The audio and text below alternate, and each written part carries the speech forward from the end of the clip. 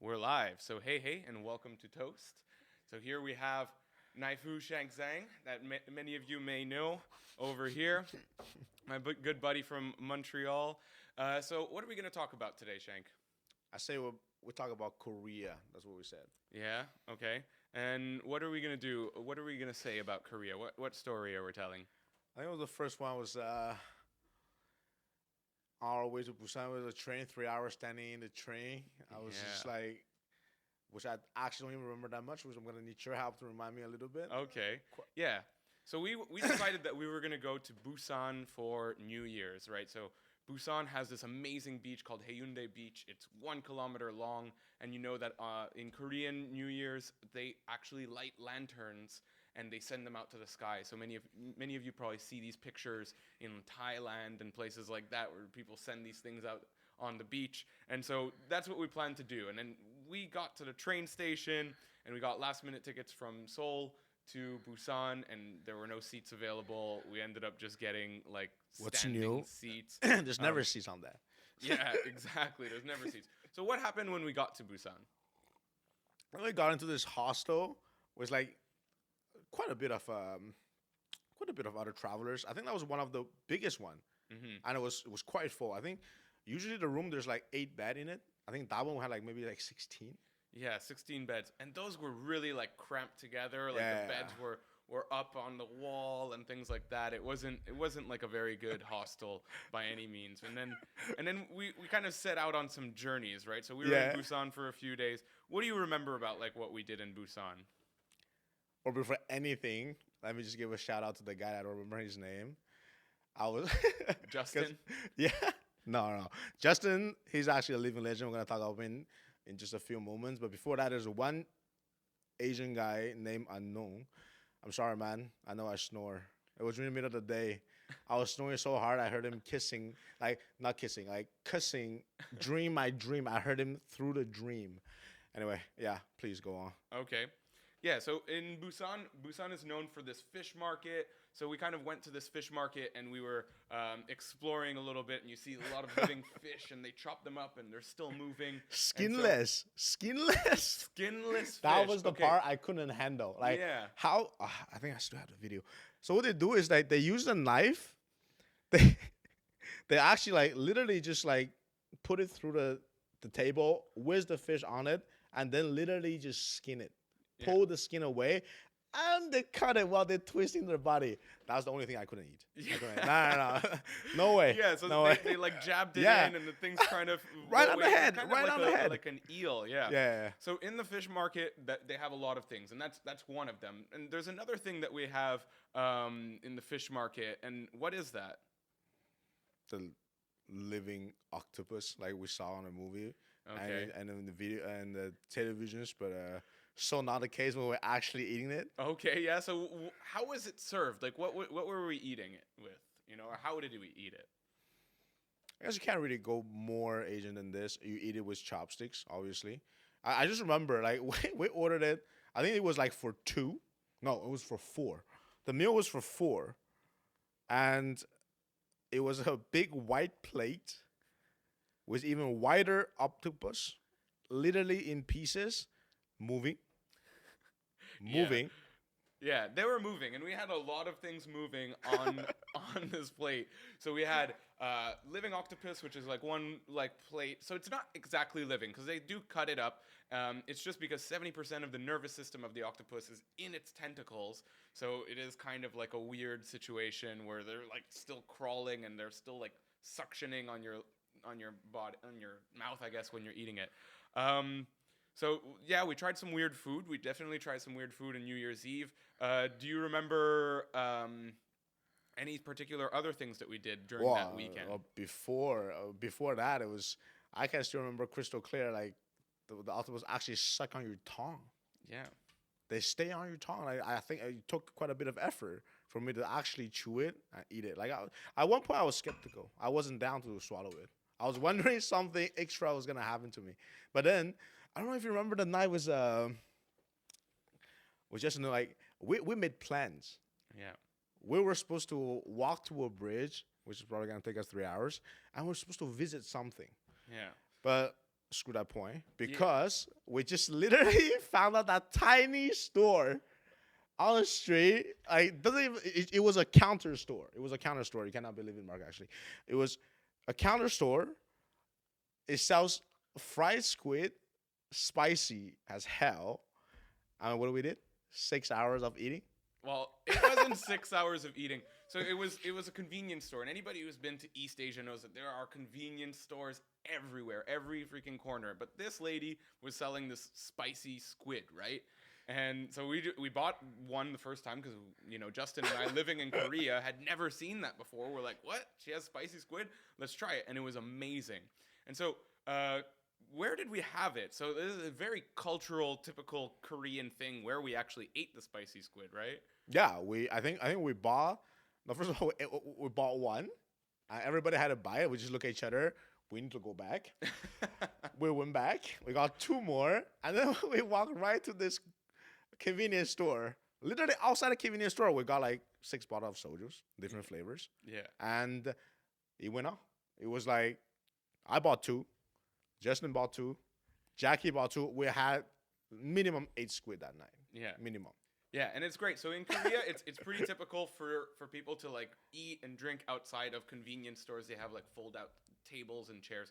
And so Justin was this guy that we met at the hostel who was, on his New Year's vacation. He was a South African guy, has the best accent ever.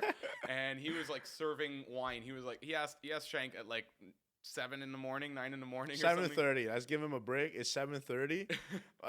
He look at me. It's just he woke me up first of all, which is I don't understand why. He wakes me up at 7:30, and he just was the most like interesting accent ever. He just like has a London gentleman inviting me over to a tea party, except the tea was actually white wine at 7:30 in the morning.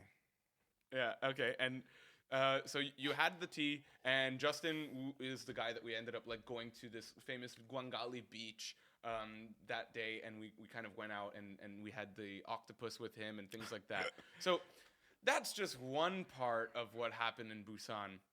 I want to talk about also, so when we got to the moment where we were lighting the lanterns and sending them out to the beach, do you remember that? So like we were walking down the street, we ended up finding lanterns finally like by the street getting towards Haeundae Beach. Yeah. We're supposed to write something on it. Yeah. What was it? I forgot. We wrote some messages, right? So you're supposed to write messages of good intentions for the new year to come. Okay. Right? So it's kind of like sending it out quite literally into the world, right? So usually energetically spiritual people will send something out into the world by thinking it, by hoping that it happens. Maybe some people pray in different religions, and there they send out these lanterns out to the world. So we wrote some messages. And what was the beach like? Oh, it was crowded, and I was like, the first thing that comes to my mind was just so many humans, so many humans. Like, I wouldn't say unnecessarily too much, but it was fine. But I have a question though. What did you write? What did you wrote on the lantern? You remember? I mean, I was probably looking for some love, some Korean girlfriend or something like that at the time. Fresh in a new country, I could only imagine that, I hope that everything works out for the year safely and that more people visit me like you guys. Read a lot. I think I just can't remember. I find like, no, because that detail is very interesting to me because the second you mentioned about lantern, because me, like when you tell me a story, I remember it was pictures. And the second you mentioned that, I remember we're like three of us writing something on it. I remember not too long, but anyway, I think it was just wishes. Yeah, it was cool. We were 3 people in Korea, right? There was me, Shank over there, and Jackie, who's not here right now, but he'll probably come and tell some stories. It's a shame. Yeah, it's a shame that he's not here, but he just got back from a trip himself, so he needs to rest, right? He needs some time to recuperate and things Understood. like that. Still a low blow, but it's fine. It's still a low blow. Okay, so that was, lighting the lanterns, very crowded, Haeundae Beach, 1 kilometer long, but very dense with humans. We sent some lanterns out. Then, later on, New Year's Eve wasn't too exciting. We ended up going to a PC bang, so a PC cafe, and we played a little bit of. Here we go, kids. Latency kills. playing Korea on a U.S. server, North America server, it wasn't too fun. What is it, Yeah. 150 MS? Oh, you Yeah. can't even land your ultimates. Yeah. We weren't gonna land them anyway, just so the audience knows. So we were playing League of Legends for a bit. And now let's talk about the next day. So the next day, now it's New Year's Day, and we are fixing to go somewhere, and Naifu over here meets some interesting people that then, we spend the rest of the night with. And so, tell me. I remember. Well, first of all, I was the man of the night, man of the year. You could even say. I remember, it was just like The year was 1 day old. So. exactly. We were all the people who didn't sleep for 2 years. I remember, because the day wasn't that interesting. I remember because we were just hangover, we're tired, we sleep, we ate some ramen, and then we just chill in the bed. And we decided for dinner. We went out for dinner. And right before, I remember I was putting on my shoe. And I saw those two girls from the same hostel who was rebuking Justin in the morning because he was talking way too loud. Okay. Yeah, I remember those two girls walking. Her name was Killa? Kila, yeah. Killa and Gabby. Okay. Gabby, the famous one. Yeah, Okay. Mona Lisa, of course. So these were some girls, and they were kind of just visiting Korea. They were, not really living there, like a lot of foreigners live there. And so I was like, oh, you guys need to try Korean barbecue. So we go to get some Korean barbecue, and we found a really nice place. And we had a barbecue together. And so it was me, Shank, Jackie, and these two girls. And we're trying to, fix to get something because we're two single guys and one married guy. So we're hoping, we're hoping to impress these girls with my knowledge of Korean and being able to order, meat for 5 people or something. So we try to impress them. We eat. And then what happens after we eat? So obviously we're moving on, and we end up once again at a convenience store. Of course. But hey, don't forget, before that, I chugged the 1 liter in front of girls. Oh, a 1 liter of what? Beer. Okay. No, not 1 liter. I wish I chugged the 1 liter of soju. The night would go even more wild. But yeah, it's a shame that I didn't do that. I chugged the 1 liter of beer, and then things get loose. Okay, yeah. So he chugs a 1 liter of beer. This man right here is known for chugging. He's good at chugging. You probably can't beat him in the competition. Don't try. He doesn't need the extra beer in his life. So we drink outside a convenience store. We buy a couple bottles of soju because they're very cheap. They come out to about $1 for a bottle of alcohol. So it's really cool. We're drinking and we're having fun. And at some point, I see, that one girl's kind of interested in Shank over here, and one girl's kind of interested in me. So he decides to make a move. And how did that work out? Well, first of all, you're being way too humble. They were definitely interested in actually both of them. I was just being nice. So you know what? Since I was a heavyweight, I guess I might just well grab Gabby because she was a little bit bigger than another girl. Not to judge anything. She was fine. I kissed her. She kissed me. I almost... Was my lips bleeding? Maybe she was biting your lip. Maybe she was a little bit biting happy or something like that. So they start kicking it off. They start kissing and things like that. And we're kind of running out of ideas because we ate. And in Korea, you kind of just continue eating. You go to other bars or other restaurants that are bars and bars that are restaurants. So they always eat and drink at the same time. And we kind of just wanted to drink. We were having a good time. We were all a little bit tipsy and having some fun. So it's pretty early still, but we decided to go to karaoke. So karaoke in Asia, what's it like? Well, first of all, that's my shit. I own that stuff, okay? You're talking about karaoke? Man got this at Basement. And he's my dad's best friend. Anyway, yeah, so... How did Gabby got so drunk? Karaoke in Asia, so in China, Japan, Korea, and a lot of other places, and you can also, of course, find it in North America, they're private rooms. So you go in and you choose the songs that you're going to sing with your group, right? So you don't need to listen to strangers. You don't need to listen to their crazy little Bon Jovi or Wonderwall or whatever it is, right? You get to choose your own music. So it's cool because you don't need to wait for other people, and you could just choose songs that your group knows, so you can all sing together, and so it's a cool experience. And we took the girls to this karaoke room, and And we were hoping, that because in karaoke, of course, you continue drinking. Yeah. It's Korea. It's part of the culture, right? There's soju fountains and fountains of soju everywhere. So we order some beers and what happened to Gabby? and Gabby died. And she passed out. And Shank was out of luck because The broken promises. So it looked like he was gonna get lucky. He didn't get lucky. It was his first potential ability to feel a woman's love. And What is that supposed to mean? and yeah, well, My mom loves me a lot. yeah, okay, A woman's love. okay, But anyway, I know what you mean. Yeah. I guess. But yeah, it just didn't meant to be. It didn't meant to be. yeah. So that was a quick story, a quick rundown of like kind of 2 days, 3 days that we ended up spending in Busan. A lot of fun things to talk about. So, explaining a little bit of Korean culture, a little bit of how a night progresses, what bars look like, things like that. I'm going to cover a little bit in more depth on our next episode in the Korea week. So I'm going to do that one alone. I'm going to tell one of my own stories. Do you have anything else that you want to add for whoever's, listening and or watching now that this is our first recording?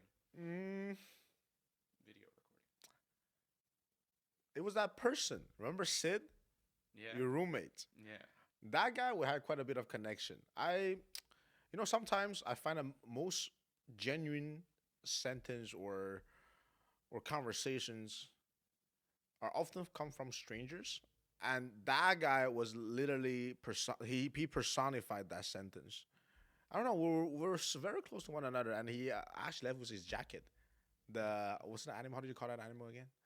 He had the yaks. So my roommate in Korea was studying there, and he was from Nepal, or he is from Nepal, and he had a lot of like sweaters made out of yak fur. So yaks are these like altitude kind of like bisons. I That thought you it was see alpaca. Up in there. No, they're not alpaca. They were from yak wool. So it's even rarer because alpaca is quite famous now thanks to South American tourism and things like that. So Sid, I'll also talk a little bit about Sid on my next episode.